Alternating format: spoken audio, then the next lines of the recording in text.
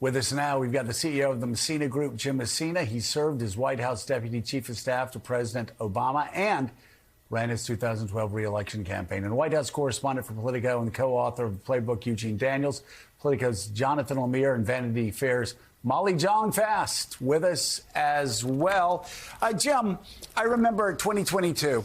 And yesterday we played a clip of all the red wave predictions. Red wave, red wave, red wave. Oh, this is going to be brutal. Red wave, red wave. Democrats freaking out. Republicans openly and so-called independent reporters, center-right, mocking Democrats about how badly they were going to get beaten. And I was thinking of that time yesterday when 4 polls released. 3 of them had Kamala Harris up 3 points. And the NBC poll had it tied. And I spent a day and a half talking people down. Like talking people down, like as if the stock market like it crashed in 1929. I mean, there's an NBC poll. It shows a tie. The daily tracking had a 3-point lead. This is the ABC News Ipsos poll, 2-point lead, then a 3, and here we go, CBS YouGov, 3-point lead. I know these national polls don't matter, but you know what? I really don't want to hear people say the national polls don't matter, and I'm talking about Democrats mainly here, when Harris is 3 points up, and yet they melt down when it's a tie. I remember 2022, you left the set. I said, it's going to be a red way to go.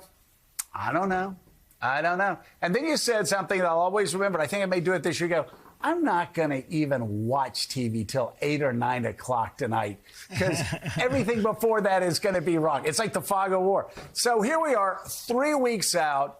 I would love your cool-eyed, no drama Obama assessment of what's going on in this race right now. Well, Joe, you and I should probably get paid to be therapists for all of our friends currently losing their minds. And that's okay. Like, we get it. This election is consequential. We understand the threats to democracy that's in front of us. That said, if you just look at the battleground states, if you look at the path to 270 electoral votes, and if you look at who has room to grow, I mean, you and I have talked about this in the past, Joe, Donald Trump is just not moving in any one of these polls. Yes, we're a closely divided country. Yes, both parties have about 47, 48%, and we're fighting over the rest. But when you look at who has the ability to get to 270, who has the ability to get to 50%, you know, it's Harris. She still has room to grow here. She's still getting more popular. People are still getting to know her. And I look at it every single day, look at the early vote numbers, and their votes are coming. Exactly kind of what the Harris campaign has to happen is happening on the early votes. So, look, it's going to be super close, but I'd rather be us. You know, this is no cheerleading here, no cheerleading needed, because you know what? Unlike others, if we're wrong, we can play the tape the next day after the election. I don't care. But I've just got to say, and please, if I'm wrong here, let me know. But I'm really talking again to those Democrats who are freaking out right now. Not in the campaign, because the campaign's like, it's going to be close. We're feeling good. But I'm talking about all this, the Monday morning quarterbacks. So let's say the race is tied. Let's say the polls are about right. This race is tied in the 7 swing states. You know, just the old politician in me, first question I ask is, who has the better ground game? Yep. Second question I ask is, who's the base that's going to come out? You know, and are they going to be able to get them out? And I look at, you know, the big headlines in the New York Times, you know, black men and Hispanic men may not be voting as much for Harris yet. Of course, the CBS poll actually showed her up at 87% among all black voters. So even that's a question. But so that's the big question the New York Times is bringing up. And yet Harris has a record number of white college-educated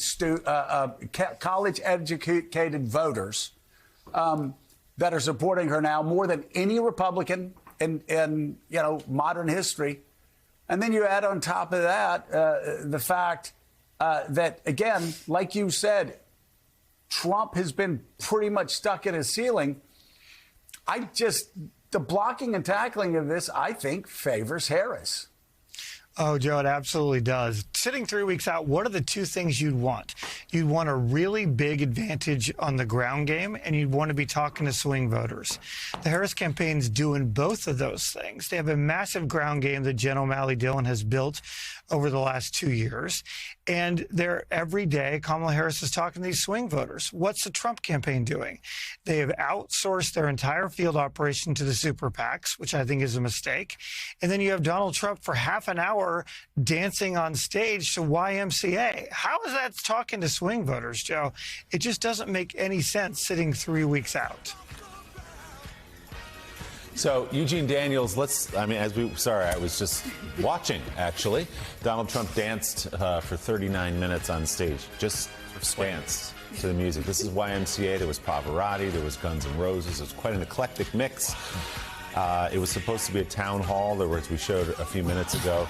There were a couple people who were overcome by the heat. They fainted, I think, and they came back. They're going to be fine. So he decided to end the Q&A session, and he stood like this.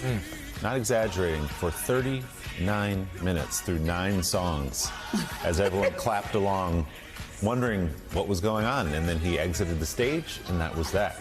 So, Eugene Daniels, that was Donald Trump last night in Pennsylvania. Let's talk about his opponent, Vice President Kamala Harris, what she's been up to, what she's about to do, which is a sit-down interview with Bret Baier on Fox News Channel. There's also some discussion we're hearing that she may do the Joe Rogan podcast, the most popular podcast in the country.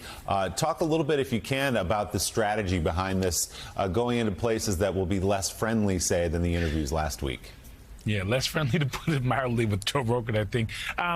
This is something that Brian Fallon, who's a senior advisor for communications on the campaign, kind of previewed when he came on the Playbook podcast. Not as popular as Joe Rogan, but people still listen. But what he told me was that they were going to do things that people were going to be surprised by, right? And we saw the Call Her Daddy podcast, and people were surprised by that. And so now you're seeing this kind of second stage, I guess, of surprise sit-downs. And we talked to the campaign, and that blitz that Vice President Harris did last week, first they say that she reached 20 million voters in the things that she did from Thursday to Monday.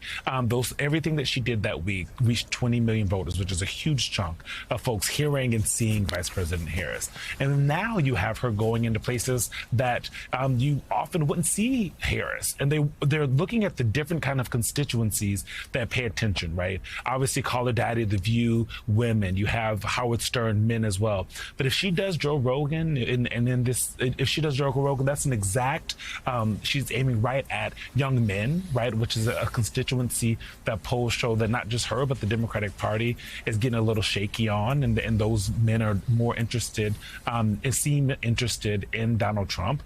But then you also have her going to Fox News, something that I think, people have been wondering if she would ever do that, right? You had Pete Buttigieg from the administration going on quite a bit over the years. You had Tim Walz also go on.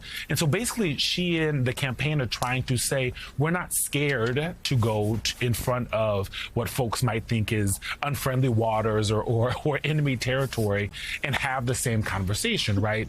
And I think it kind of defangs some of the attacks that Republicans have on Vice President Harris because, the place that they trust, Fox News, is unlikely to do anything to help Vice President Harris. Bret Baier is a great interviewer in general, but he also tweeted today that it was going to be an interview that was like live, which means that they're not going to cut it. It's just going to be as is. And I think that's probably helpful for Harris, and more importantly, it's helpful for voters who are still trying to make a decision between these two people.